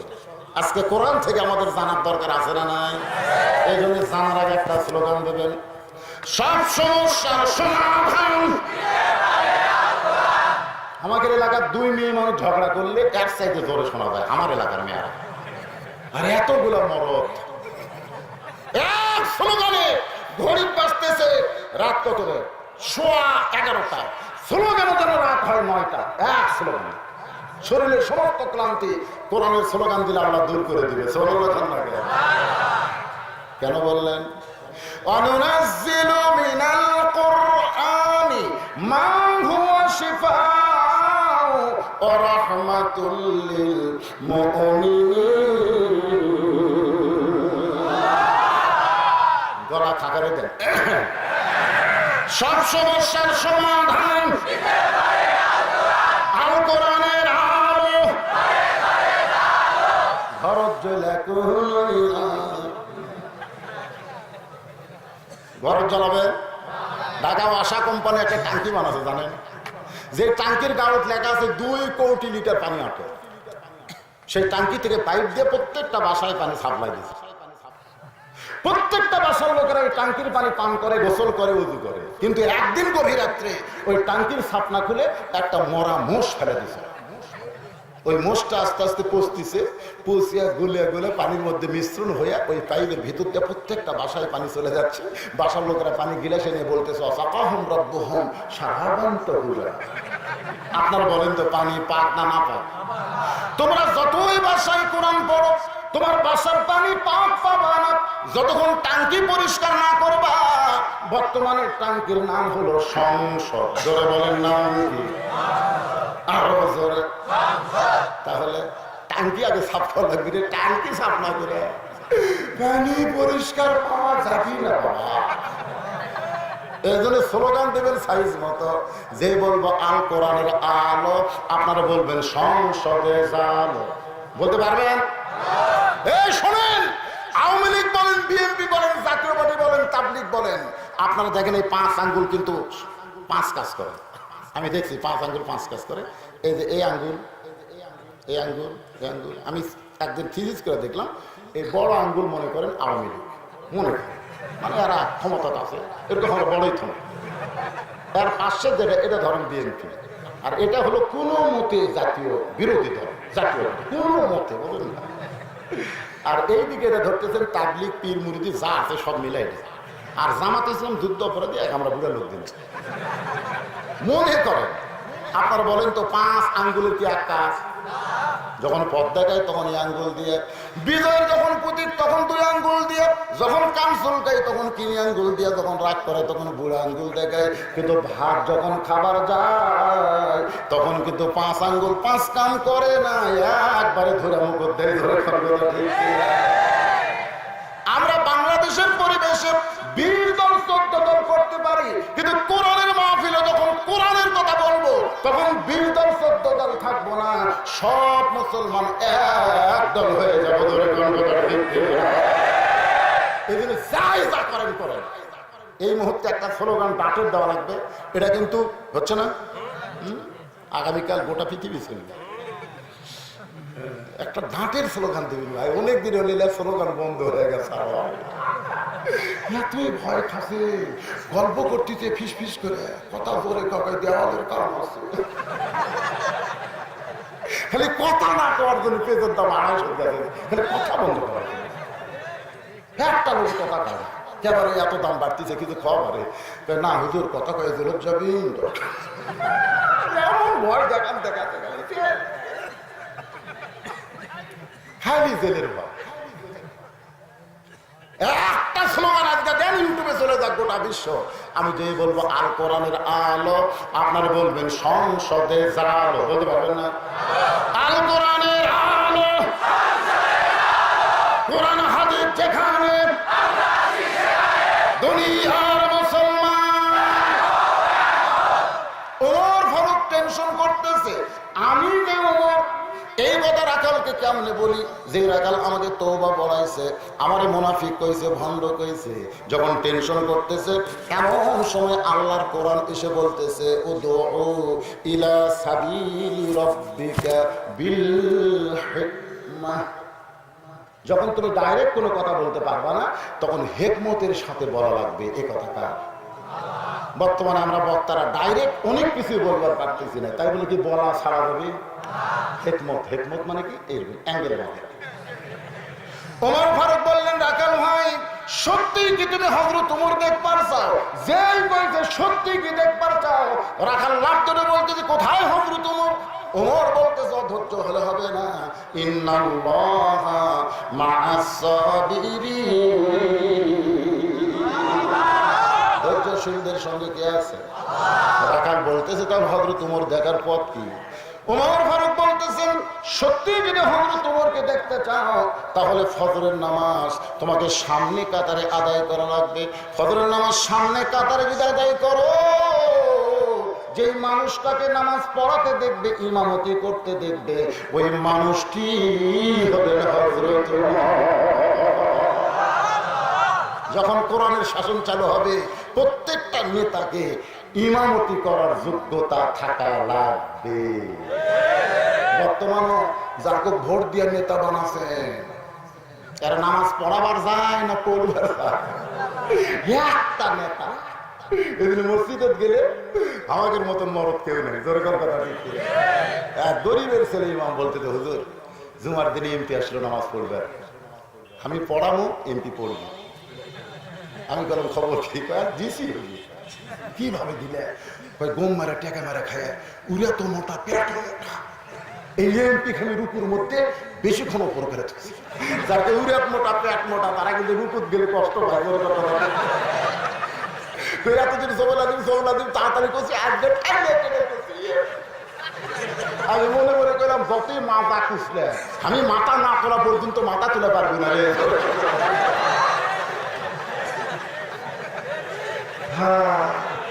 এখনো গরিব বলেন, মাদ্রাসার ছাত্র এতিম বলেন, এখনো বাংলাদেশের ভালো জায়গাগুলা এই মৌলবীরাই দখল করে রাখছে। এসপি হোক, এমপি হোক, মন্ত্রী হোক, জুমার দিনে এসে খ্যাসের উপর বস, আর হুজুর কামবরত বসে।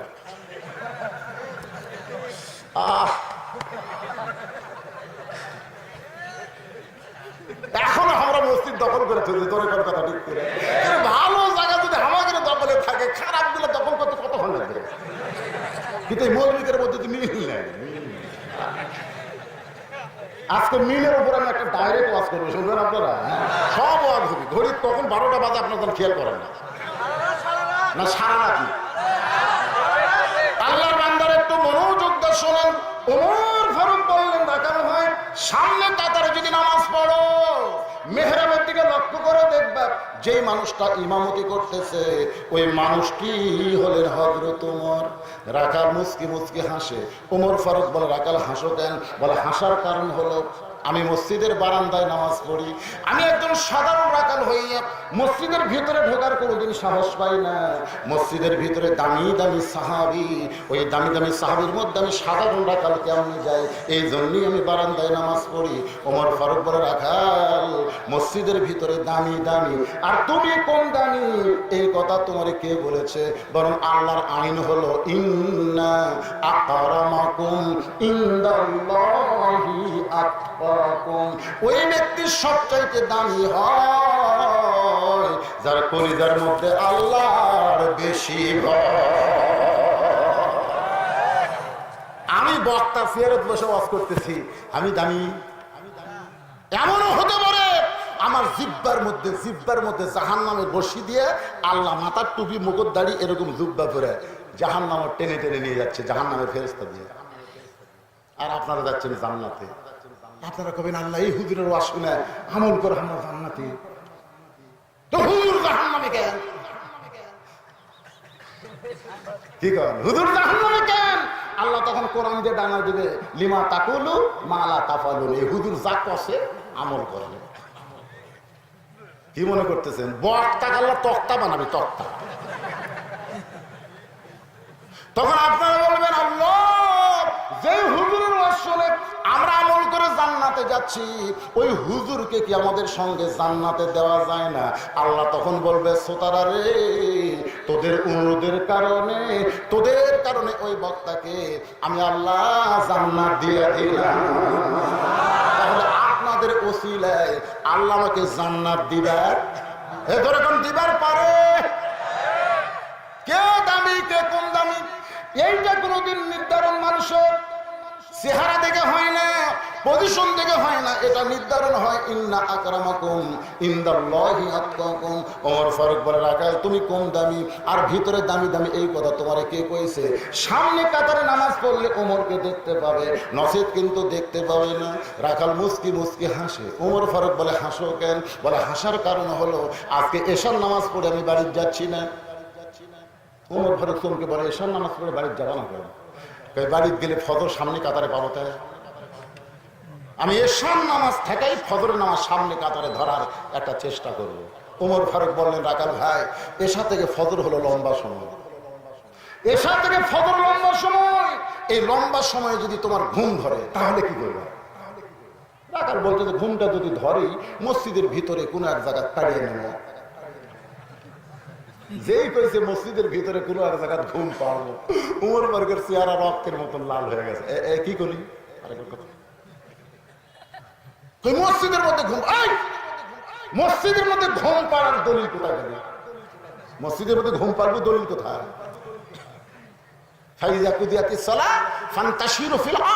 নামাজ হয়ে গেলে মসজিদ থেকে বের হওয়া লাগবে, হুকুমকার হুকুমকার। জোহরের নামাজ পড়ে সবাই বাড়িতে গেছে, ওরা 4 জন 6 ফ্যান দিছে, 4 জন 6 ফ্যান দিয়ে গল্প করতেছে।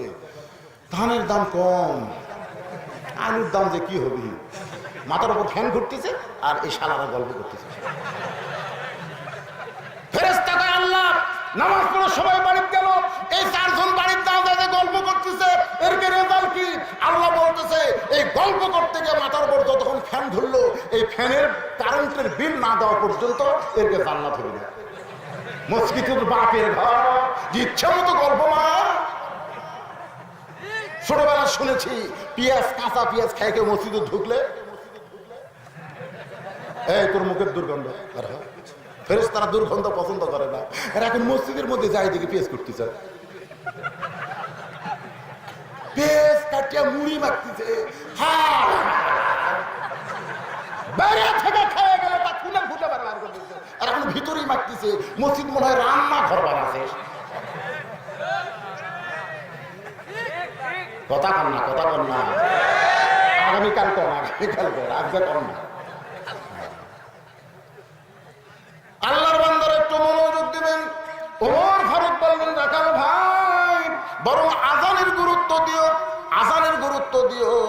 যেই মাত্র ফজরের আজান দিয়েছে, এতদিন রাখাল পড়তো নামাজ বারান্দায়, আজকে নামাজ পড়বে কোন জায়গায়? একটু এরা আর কি হলো, এর কি খবর কি দেখছেন? জুতা কিভাবে নিয়ে আপনাদের মাথার উপর দিয়ে আসলো দেখলেন? কে কে উঠবে থাকছে? কে কে উঠবে? উঠবেন? সারা রাত চলবে না, কিন্তু একটা চলার মতো টাইম আছে। এই জুতা পাও দিয়ে যদি আরো ঘন্টা হলেন দেখে মাথার উপর দিয়ে জুতলে ওই যে হারবালের যে বিজ্ঞাপনের কথা বললাম না, যারা যারা উঠবে মনে করবেন তারা ওই ওষুধ খাওয়া লাগবে। এইবারে কারা কারা উঠে হারবালের ওষুধ খাওয়া ছাড়া তার বুদ্ধি নাই। এই সামান্য 3 ঘন্টা কোরআনের মহব্বতে পেশাব বন্ধ করে যারা বসে থাকা পারবে না, তার কাছে এমনি ছোট বড় জিনিস ছোট হয়ে যাবে। একটু ধৈর্য নিয়ে বসেন, কেবল ওয়াজের একটা মেন জায়গাতে আসতেছি।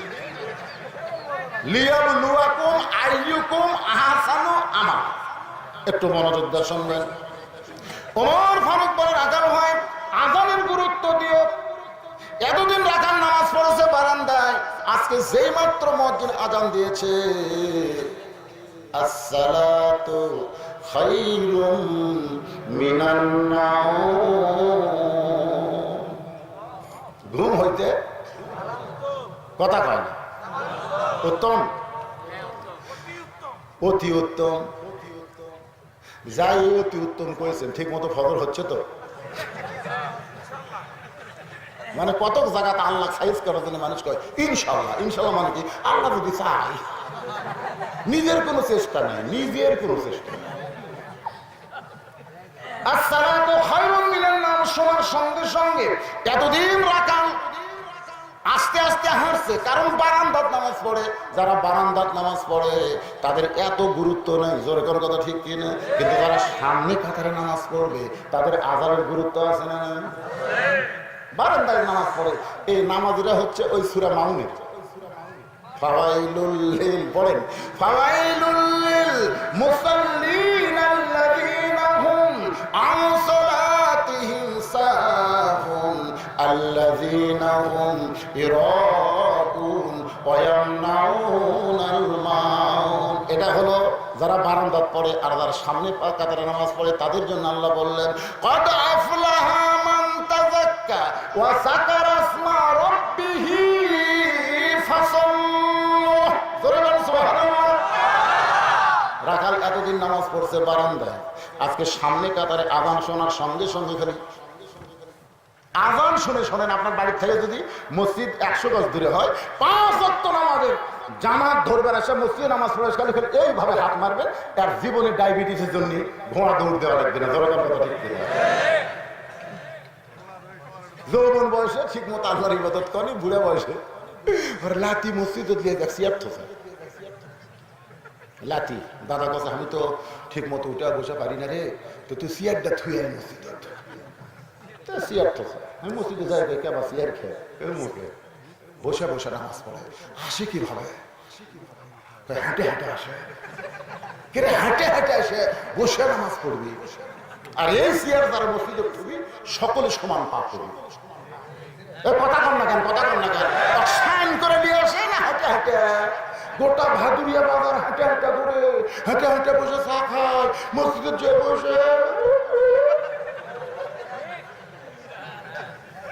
বাংলাদেশের যত মসজিদে সিয়ার ঢুকছে, এই মসজিদ ভাঙলে বদর যুদ্ধের ফল পাবেন। মসজিদ সিয়ার ভাঙলে বদর যুদ্ধের ফল পাবেন। একটা সিয়ার হবে না। কৌমুলিল্লাহি কানিতিন, আল্লাহ বলেছেন তারা নামাজ পড়াও তেমন ফরজ, নামাজে দাঁড়ানো তেমন ফরজ। জনগণ কথা বলতে লাঠি দিয়ে যাচ্ছে। এইভাবে যদি আপনারা বাধা না দেন, একদিন দেখবেন মসজিদে সিয়ার ভরে গেছে, দেখবেন আর বানানোর জায়গা নেই।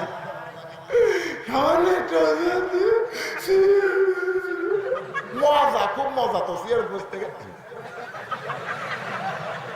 ইয়ের কি মারো আল্লাহর সাথে। যদি চেয়ারে বসে তোমার নামাজ পড়া লাগে, তাহলে তোমার জামাতের দরকার নেই, তুমি বাড়িতে নামাজ পড়ো। লা ইউকাল্লিফুল্লাহু নাফসান ইল্লা উসাহা। আল্লাহ বলেছেন তোমার কষ্ট হবে, এমন কিছু আমি আল্লাহ তোমাকে চাপাই দেই নাই। যৌবন বয়স যারা সরকারকে দেয়, বুড়া বয়সে সরকার যদি পেনশন দেবার পারে, যৌবন বয়সে যারা 5 ওয়াক্ত নামাজ জামাত আদায় করেছে, বুড়া বয়সে যদি ঠিক মতো জামাত পড়বার নাও পারে, যৌবন বয়সের পেনশনের সওয়াব আমি আল্লাহ দিয়ে দেব। সরকার পারে তা আল্লাহ পারে না। যখন জামাতে নামাজ পড়বেন, জামাত নামাজ পড়া ওয়াজিব, কাতার সোজা করা ওয়াজিব। কাতার সোজা করবেন কি দিয়ে? পায়ের গোড়ালির সাথে গোড়ালি মিল করা লাগবে। জোরে কথা ঠিক করে যা সিয়ারত বলছে, ওর সাথে আপনি কি মিল করবেন?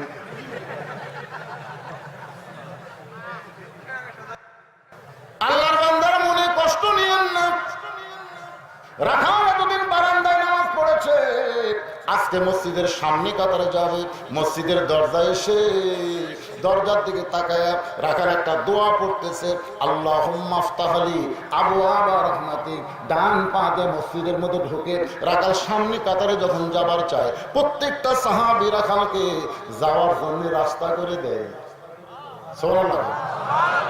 রাখাল মনে মনে করে, আল্লাহ রে, এতদিন বারান্দায় থেকে মনে করেছিলাম ভিতরে দামি দামি সাহাবী, কিন্তু আজকে ভিতরে ঢুকে দেখতেছি আমিও যা এরাও তাই। এটা কিন্তু বাইরে থেকে বোঝা যাবে না।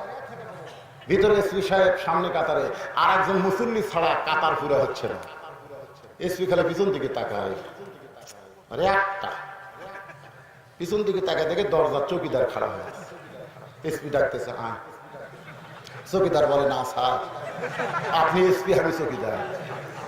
এসপি বলতেছে ওটা বাইরের কথা, বাহিরের কথা, তুই চৌকিদার আমি এসপি, ভিতরে আয় আয়। চৌকিদার আসবার চাই না, ভয় পায়। এসপি কাতার ছেড়ে চৌকিদারকে নিয়ে আসে, নিজের পাশে যখন দাঁড় করায় দেয়, এসপি বলতেছে তোর পা আমার পায়ের গোড়ালির সঙ্গে মিলাই দে। মাঝে মাঝে ফাঁকা থাকলে ফাঁকের মধ্যে শয়তান ঢোকে, যখন কি ঢোকে। চৌকিদার বলতেছে, স্যার আপনি তেল তেলা, আমার ফাটা। মানে এসপির পাও তেল তেলা, চৌকিদারের পাও ফাটা, যদি ঘষ্টন লাগে। এসপি বলতেছে, তুইও যা হামুতাই, তুই আমার কলিজার টুকরা ভাই, কাদের সঙ্গে কাঁধ মিলায়া, গোড়ালির সঙ্গে গোড়ালি মিলাইয়া আমরা জামাত করতে চাই। চৌকিদার কান্দের কয়, আল্লাহ ভিতরে না আসলে এটা বোঝা যাবে না। কোরআনের ভিতরে যখন আসবেন, তখন 14 দল 20 দল থাকবে না, সব মুসলমান এক কাতার হয়ে যাবে। জোরে বলেন কথা ঠিক কি না? বিশ্বাস না হয়, আমি নিজের চোখে দেখছি। ডান পাশে আওয়ামী লীগ, বাম পাশে বিএনপি, মাঝখানে জামাত, তিনজন মিলে কাতার সোজা করতেছে। আওয়ামী লীগ ক্ষমতা আছে তো ওই কাতার না তাকে ওই সামনে গেছে, জামাত ইসলাম টান দিচ্ছে, লাইন টান। আওয়ামী লীগ নিচের দিকে তাকে বলতেছে, আমি খেয়াল করিনি ভাই, কেউ হাত ধরে টানতেছে, আমারও সেই দিকে তাকায়নি, নিচের দিকে তাকাচ্ছে, জামার টানতেছে, যুদ্ধ করে তো টানতেছে, ওদিকে ওর খেয়াল নেই, ওর খেয়াল হলো নিচের দিকে। ফেরেশতাকে আল্লাহ কি দেখতেছি, বেড়ে 14 দল 20 দল তোমার ঘরের মধ্যে কাতার সোতা করতেছে। আল্লাহ বলতেছে, যেদিন ঘরের ইসলামকে গ্রহণ করবে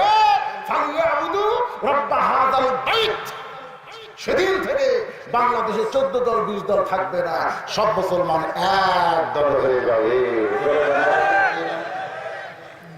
রাখাল যাইতে যাইতে সামনে কাতারে, একবারে সামনে কাতারে মেহরাব বরাবর রাখাল দাঁড়ায়া 2 রাকাত ফজরের সুন্নত আদায় করেছে। রাখাল সুন্নত নামাজ পড়ে চুপটি করে বসে আছে। এমন সময় একজন সাহাবী মসজিদের মধ্যে ঢুকে দেখে জায়গা দখল। ওই সাহাবীর নাম হলো ওসমান গনি। জোরে বলেন নাম কি? ঢুকে দেখে জায়গা দখল। আল্লাহর নবী বলেছেন, আমি যখন ইমামতি করব, আমি বরাবর পিছনে যিনি থাকবে তার নাম হলো আবু বকর। আবু বকর রাদিয়াল্লাহু যখন ইমামতি করবে, আবু বকর বরাবর পিছনে যিনি দাঁড়াবে তার নাম হলো ওমর। ওমর যখন ইমামতি করবে, ওমর বরাবর পিছনে যিনি দাঁড়াবে তার নাম হলো ওসমান। ওসমান যখন ইমামতি করবে, ওসমান বরাবর পিছনে যিনি দাঁড়াবে তার নাম হলো আলী। আলী যখন ইমামতি করবে, আলী বরাবর পিছনে। নবী চুপ হয়ে গেলেন। সাহাবীরা বলে, ইয়া রাসূলুল্লাহ, আলী যখন ইমামতি করবে, আলী বরাবর পিছনে কে দাঁড়াবে? রাসূল বললেন, মা ইয়ানতিকু আনিল হাওয়া ইন হুয়া ইল্লা ওয়াহয়ুন ইউহা। আমি নবী নিজের থেকে কিছুই বলতে পারি না, এই পর্যন্ত বলার হুকুম পেয়েছি, এরপরে আর বলতে পারবো না। এ আলী পর্যন্তই হলো খোলাফায়ে রাশেদান। তাহলে হযরত ওমর যখন ইমামতি করবে, ওমর বরাবর পিছনে কে? ওসমান গনি। জোরে কোন কে? এটা আসে দেখে জায়গা দখল। আল্লাহ রাসূল বলেছেন, মসজিদে কেউ যদি কোনো জায়গা দখল করে, সে যদি নিজের ইচ্ছায় জায়গা না ছাড়ে, তাকে জোর করে জায়গা থেকে ছাড়ানো যাবে না। ওসমান গনি রাখালের পাশে দাঁড়ায় 2 রাকাত ফজরের সুন্নত নামাজ পড়ে রাখালের মুখের দিকে তাকায়া বলতেছে, ভাইজান, আমি কোনোদিন আপনাকে সামনে কাতারে দেখি নাই, আজকে প্রথম দেখতেছি, আপনার পরিচয় কি? রাখাল চিল্লায় বলতেছে, সামনে কাতারে আসলে পরিচয় দিয়ে আসার আগে। ওসমান চমকে উঠছে, ওসমান চমকে উঠছে, এমন ভাবে ধরে কষে, কারণ যে বলতেছে ওর নাম হলো রাখাল, ওই হলো রাখাল। আর রাখালের ভাষা একটু কঠিনই হয়, একটু কঠিন হয়। যদি গরু ওই যে আবাদের দিকে যাচ্ছে, গরু রাখাল গরু চড়ায় না, আবাদের দিকে যাচ্ছে, এখন যে রাখাল কয়, বাবা গরু, বাবা গরু, ওদিকে যাস না বাবা, গরু কথা শুনবে। আর যদি লাঠি, এই গরু, এই লাঠি দেখ রে, গরু কিন্তু মানুষের চাইতে কানে বেশি শোনে, গাড় কাত করে তাকে দেখে আবার। ইসলাম বলেছে প্রত্যেকটা অভিভাবককে রাখালের দায়িত্ব দেওয়া হয়েছে, প্রত্যেকটা অভিভাবককে রাখালের দায়িত্ব আছে। হয়তো আপনারা বলবেন, হুজুর আমার বাড়ির তো গরু ছাগল নাই, আমি কিসের রাখালি করবো? আপনি চোখ বন্ধ করে দেখেন, আপনার বাড়িতে একটা আইডিয়া আছে, একটা আইডিয়া আছে, দেখেন, চোখ বন্ধ করে দেখেন। আমার বয়স হলো 22 বছরের একটা আইডিয়া আছে, আর একটা বোফন আছে 17 বছরের আইডিয়া, একেবারে ফুল প্যান্ট, পায়ের টাকনুর তলে দিয়ে হাঁটে, আর বোকন প্লাজো টাকনুর উপর দিয়ে হাঁটে। পুরুষ মানুষের জন্য টাকনু ঢাকা হারাম, আর নারীদের জন্য টাকনু বার করা হারাম। যারাই দেখবেন টাকনু ঢাকা হাঁটতে, বুঝবেন ওই হিজড়া। কারা কারা টাকনু ঢাকা নেয়? সবচাইতে বড় কবিরা গুনাহ পায়ের গিরা ঢাকা। ধরে কথা ঠিক কিনা? আমার মায়েদের জন্য বলতেছি, মা প্লাজো একটা পায়জামা নামছে, টাকনুর উপরে হাফ হাত পড়ে, খালি হাইল পড়ে কিল কিল কিল কিল করতেছে। আপনি রাখাল হিসাবে আপনার দায়িত্ব আছে না? না, এই কথা আছে না? না, লোকমান আলাইহিস সালাম তার ছেলেকে সুন্দর নসিহত করেছে, আর এই নসিহত আল্লাহর এত ভালো লাগছে, সূরা লোকমান নামে একটা সূরাও দিয়েছে, আবার এই নসিহতটা উম্মতে মুহাম্মাদের জন্য আল্লাহ হেদায়েতের খোরাক বানায় দিয়েছে। সুবহানাল্লাহ। তাহলে বাবা হিসাবে সন্তানকে সুন্দর নসিহত করার দরকার আছে না নাই? কথা হয় না। আপনার ছেলেকে আমি ভালো করব, আপনার ছেলেকে আপনি খেয়াল করে দেখবেন ছেলেটা কেমন পোশাক পরতেছে, ছেলেটা মসজিদে আসে কিনা, ফজরের নামাজ পড়তে আপনি সামনে কাতারে গিয়ে নামাজ পড়লেন, কিন্তু আপনার 22 বছরের পাটা ল্যাবের মধ্যে ঘুম পাড়তেছে, আপনি বুড়া মানুষ সামনে কাতারে যাবার পারলেন, কিন্তু আপনার ছেলের ঘুম ভাঙলো না, আপনি মনে করতেছেন জান্নাতে যাবেন।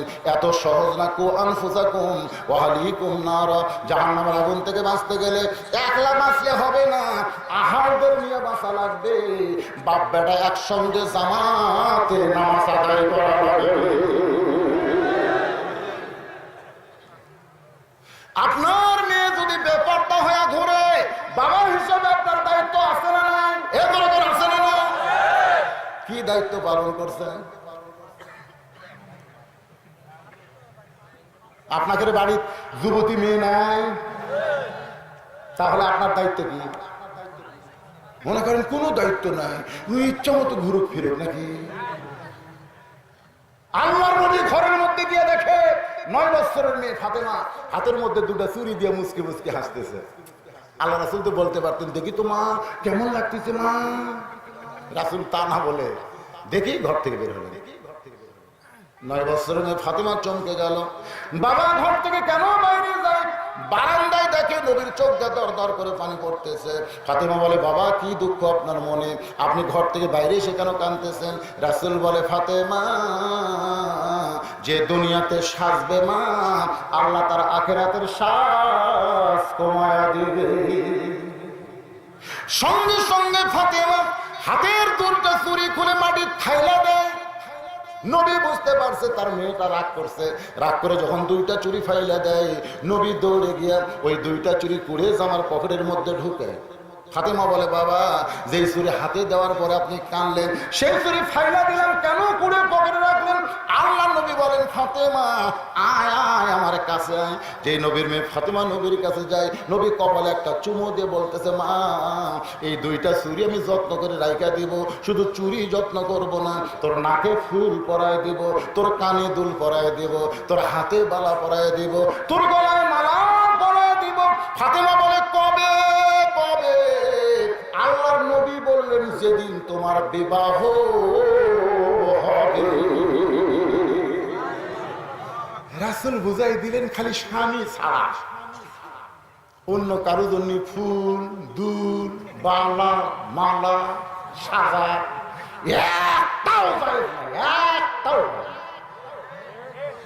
আর আমরা যখন বাড়ির থাকি তখন বউ পেতনির মতন ঘরে, এটি হলুদ ভরাছে, এটি কালি ভরাছে, পেটিকোট উপর দিকে তুলে থছে।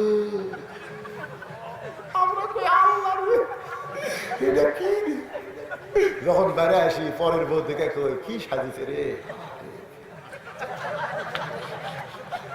শোনেন, আমার মা বোনদের জন্য বলতেছি, বাড়ির যতক্ষণ থাকবেন ততক্ষণ মালা পরবেন, বালা পরবেন, চুরি পরবেন, স্বামীর সামনে বারবার আসবেন, তরকারি লিপস্টিক দিবেন।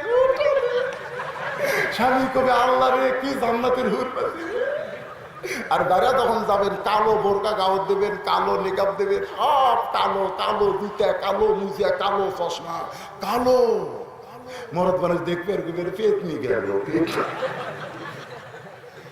আরে ও সাজা গুজা স্বামী দেখানো না, স্বামী ছাড়া অন্য কোন পুরুষ মানুষকে দেখানো যাবে।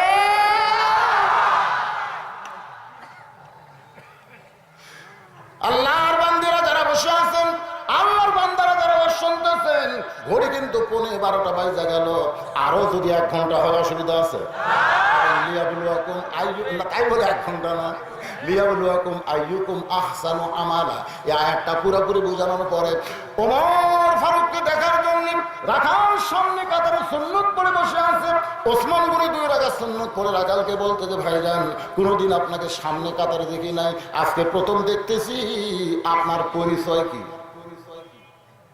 রাখাল বুঝতেছেন না, মূর্খ মানুষ, গরিব মানুষকে রাগ বেশি। সামনে কাতারে আসলে পরিচয় দিয়ে আসা লাগে। ওসমান গনি থরথর করে কাঁপের, বলে ভাইজান কোনোদিন দেখি নাই, তাই জিজ্ঞাসা করলাম। রাখাল বলতেছে আমার পরিচয় হলো আমি বারান্দায় নামাজ পড়ি। ডাইরেক্ট কথা, আমার পরিচয় হলো বারান্দায় নামাজ পড়ি। আমি সামনে কাতারে আইছি শুধু দেখার জন্যে, শুধু দেখার জন্যে। আজকে দেখা হয়ে গেলে আর কোনোদিন সামনে কাতারে আসবো না, শুধু দেখার জন্য আজকে বারান্দা থেকে সামনে কাতারে আইছি। আজকে দেখা হয়ে গেলে আর কোনোদিন আসবো না। ওসমান গনি কান্দার, বলে ভাইজান একদিন এসে আপনি দেখবেন, দেখা হলে আর কোনোদিন আসবেন না, কিন্তু কয়েক বছর হলে আমি সামনে কাতারে নামাজ পড়তেছি, আজ পর্যন্ত দেখতে পেলাম না। ওসমান গনি বলতেছে হাজ গায়ে দেখতেন, আর আমি কয়েক বছর হলো সামনে কাতারে নামাজ পড়তেছি, আর পর্যন্ত দেখতে পাইলাম না। রাখাল খালি ওসমান গনির মুখের দিকে তাকাই বলতেছে ভাইজান চোখ কি পরীক্ষা করছেন? আপনার চোখের হয়তো সমস্যা আছে, দেখবার এসে দেখ পারবেন না কেন? ওসমান গনি দেখতে আসেন আমাদের মালিক আল্লাহকে, আর রাখাল দেখতে আসে হযরত ওমর আল্লাহওয়ালাকে। ওসমান গনি দেখতে আসে কাকে? আল্লাহকে। দেখার কথা বুখারী শরীফের প্রথম কিতাবুল ইহসান মহান আল্লাহ রাসূল বলেছেন আনতাবুদুল্লাহ কাআন্নাকা তারাহু ফাইন লাম তাকুন তারাহু ফাইন্নাহু ইয়ারাকা। কোন আল্লাহর বান্দা যখন ইবাদতের মধ্যে শামিল হবে, ইবাদতের মালিক আল্লাহকে দেখতে পাবে। আল্লাহ দেখা যদি সম্ভব না হয়, আল্লাহ যে তাকে দেখতেছে এই বিশ্বাস তার কলিজার ভিতরে আসবে। রাখাল বলতেছে চোখে হয়তো দোষ আছে, আপনি আমার হাত ধরেন। রাখাল বলতেছে ওসমান গনিকে আপনি আমার হাত ধরেন, আমি নিজেও দেখব এবং আপনাকেও দেখায় দিব। সুবহানাল্লাহ। দেখছেন সাহস কি? ওসমান গনিকে রাখাল বলতেছে আপনি আমার হাত ধরেন, আমি নিজেও দেখব এবং আপনাকেও দেখায় দিব। আল্লাহর বান্দারা একটু মনোযোগ দিবেন। চল চল চল চল শব্দ শুনে কি হয়? পুলিশের গাড়ি না হয় অ্যাম্বুলেন্স, যে কোনো একটা হবে, না হয় আগুন লিবাবি। এখানে আগুন লেগেছে, কিছু হয়নি, ওই না, মারাত্মক কথা। রাখাল বলতেছে আপনি আমার হাত ধরেন। কাক বলতেছে? ওসমান। ওসমান চিন্তা করেন, হাত ধরেন, আমি নিজেও দেখবো এবং আপনাকেও দেখায় দিব। ওসমান গনি রাখালের হাতটা ধরে আল্লাহর কোরআন সামনে এসে বলতেছে ইয়া আইয়ুহাল্লাযীনা আমানু তাকুল্লাহা ওয়া কুনু মা'আস সাদিকিন। রে ইমানদার বান্দারা শোনেন, মনোযোগ দিয়ে শোনেন। ইমানদার বান্দারা আল্লাহর ভয় যদি কলিজার মধ্যে রাখতে চাও, তাহলে একজন সাদিকিনের সাথী হও। সাদিকিন বলতে আপনারা কি বুঝতেছেন? সত্যবাদী কারা? সত্যবাদী কারা? আজকে অনেক সত্যবাদী ওয়াজ করতেছে, একদিনও পুলিশ অক্ষর দেন, একদিনও। আর আমি যখন গাড়ি চড়ি, আমার বউ মোবাইল করতেছে কোথায়? আমি এখন গোবিন্দগঞ্জ আইছি, বাড়িতে আসেন না কেন? পুলিশ। আজকে আমি কোথায় থাকবো আমি নিজেও জানি না, পরে রেজাল্ট হবে, পরে পরে 50 বছর কোরআন তাফসীর করে আজকে জেলখানায়। চোখের পানি আসে না? চোখের পানি আসে না?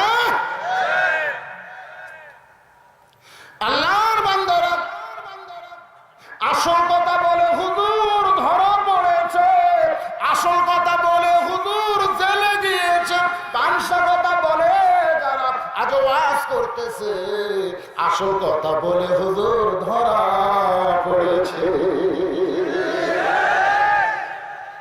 সত্যবাদীর সাথী হবার গেলে মাঝে মধ্যে আপনার জেলেও যাওয়া লাগতে পারে। যেরকম কথা ঠিক যাবে। বাংলাদেশের লোকেরা জেলকে এত ভয় করে, যার কারণে বাতিলের সঙ্গে আপোষ করা বাঁচবার চায়। আল্লাহ বলে জীবন কিছুদিন বাঁচাবার পারবি, কিন্তু ঈমান নিয়ে মরবার পারবি না। ঈমান নিয়ে যদি মরতে চাও, তাহলে বাতিলকে দুই পায়ের তলে ফেলে হকের পথ পক্ষে তোমরা যোগদান।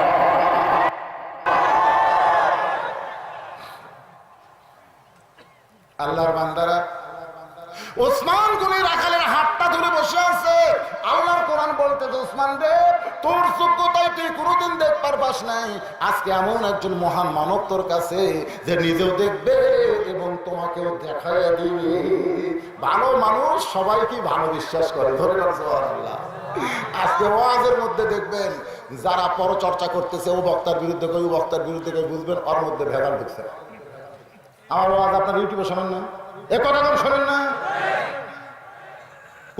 কোনোদিন আপনারা আমার ওয়াজে, আমি না হয় আপনাকে এলাকায় নতুন হচ্ছে, আজকে প্রথম হচ্ছে, কিন্তু আমার ওয়াজ কি প্রথম হচ্ছে নাকি? কোনোদিন শুনছেন যে কারোর বিরুদ্ধে মারছে? আজকেও একটা মারছে, কিন্তু নাম ধরবি, ঠিক কি ব্যাপার? নাম ধরার কি দরকার? শুনলে শুনছেন, না শুনলে না শুনছেন।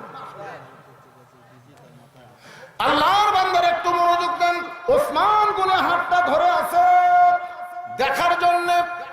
এমন সময় মুয়াজ্জিন আকামত মারতেছে, আকামতের মধ্যে কদ কামাতিস সালাহ, কদ কামাতিস সালাহ, সঙ্গে সঙ্গে হযরত ওমর মেহরাবের ভিতরে দাঁড়াইছে। হয়তো আপনারা বলবেন, হুজুর ইমাম মসজিদের মেহরাবে কিভাবে আসলো? আমাদের বাংলাদেশে মসজিদের দরজা দিয়ে ইমামকে মেহরাবে আসতে হয়, কিন্তু কোরআনের সমাজ যখন চালু হবে, প্রত্যেকটা ইমাম মানে একজন নেতা হবে। আর নেতা দরজা দিয়ে আসা লাগবে না, ওই মেহরাবের সাথে ছোট্ট একটা দরজা থাকবে, দরজার ওই পারে নেতার রেশরুম থাকবে, নেতা রেশরুমের মধ্যে থাকবে। যখন আকামত দেবে তখন ইমাম মেহরাবের মধ্যে ঢুকবে। যেই মুয়াজ্জিন আকামতের মধ্যে কদ কামাতিস সালাহ, কদ কামাতিস সালাহ, হযরত ওমর মেহরাবের মধ্যে দাঁড়াইছে, সঙ্গে সঙ্গে রাখাল আল্লাহু আকবার। ওসমান গনি এতক্ষণ হাত ধরেছিল, রাখালের আল্লাহু আকবার শুনে হাত ছাড়া দিচ্ছে। ওসমান গনি বলতেছে, ভাইজান, ইমাম ভুল করলে মানুষ লোকমা দেয়, এখনো আকামতই শেষ হয় না, আর তুমি আল্লাহু আকবার বলে। রাখাল বলতেছে, এই জন্যই তো তুমি কানা, এই জন্যই তুমি কানা, দেখবার এসে দেখবার পাও না। আমি কি জন্য আল্লাহু আকবার বললাম মিয়া, তুমি বুঝতে পারো না? আমি কি জন্য আল্লাহু আকবার কইলাম তুমি বুঝতে পারো না, এই জন্যই তো তুমি কানা। দ্বিতীয় কাতার থেকে একজন সাহাবী দৌড়ে এসে রাখালের হাতটা খপ করে ধরে বলতেছে, তোকে দেখি আমার সন্দেহ হয়েছে, জীবনে তোকে মসজিদের ভিতরে দেখি নাই, আজকে সামনে কাতারে দেখি আমার সন্দেহ হয়েছে। পাগল পাগল, তুই যারে কানা কানা বললি, এই মহামানবকে তুই চিনিস? যারে তুই বললি কানা, এই মানুষটা হলো আল্লাহর নবীর ডবল জামা।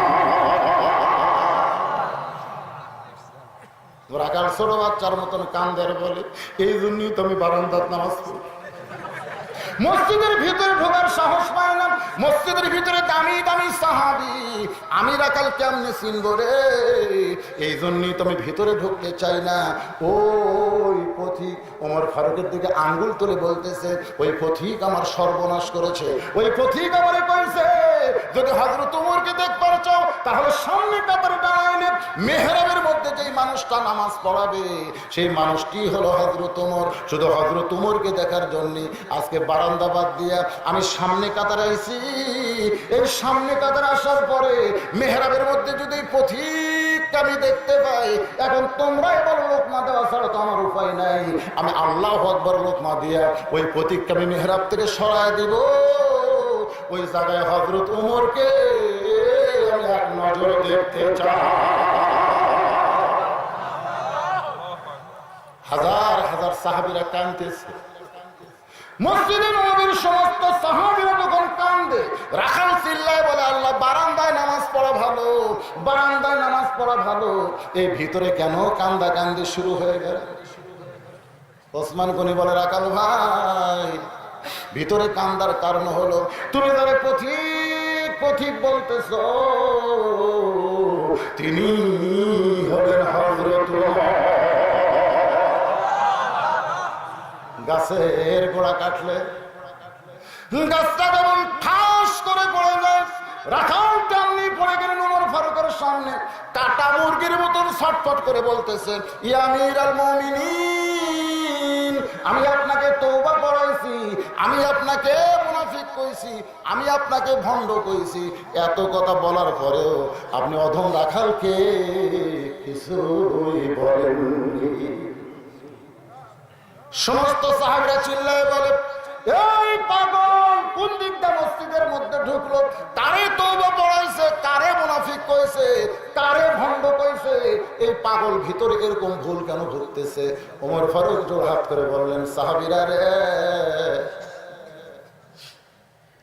আমাকে তওবা পড়াইছে, আমারে মুনাফিক কইছে, ভণ্ড কইছে, তোমরা এমন ভাবে চিল্লা উঠছো, আকামত যখন হয়ে গেছে অবশ্যই আমাদের আগে নামাজ পড়া লাগবে, নামাজ পড়ার পরে এই ব্যক্তির বিচার আল্লাহর কোরআন অনুযায়ী হবে।